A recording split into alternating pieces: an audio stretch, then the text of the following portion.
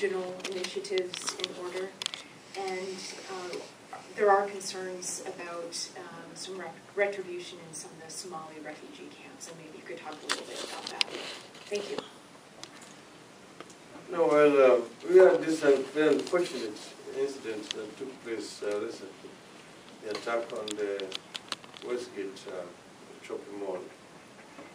And a number of people lost their lives in that incident, and quite a number of people were injured. Some of them are still admitted in hospitals. So obviously, of course, the patients are very high among the people, those who lost their relatives, and so on. But I don't think that anybody is blaming a particular community, Somalis or whatever, because we have Kenyan Somalis who are Kenyans, born and live in Kenya. Just like you have Kenyan Koreans and Tanzanian Koreans. You have Kenyan Luos and Tanzanian Luos and Ugandan Luos, and so on and so forth. So we cannot generalize and say that the Somalis are responsible, particularly those who are in the refugee camps. We have no problem even with Somalis who live in Somalia. They are our brothers. Al-Shabaab is a terror group. A terrorism, no tribe, no race. You find Americans in Al-Shabaab. You find Britons in Al-Shabaab, and so on. And that has nothing to do with religion. Because Islam does not preach violence. Islam as a religion actually preaches peace.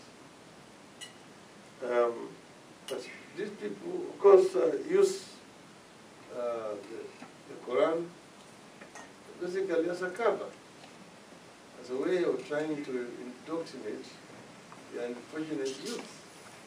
You find that the Kenyan youth who have been inducted into Al-Shabaab because of want of jobs, and they are in there. So we are not, there's no tension in that regard. What we've been doing is basically carrying out a postmortem of what happened. And this is something that is very broad-based. Like there is an inquiry going to take place. We're looking at even our security forces. But there are some lapses. Was the intelligence information available properly used? Did somebody sleep on the job? Was the response coordinated?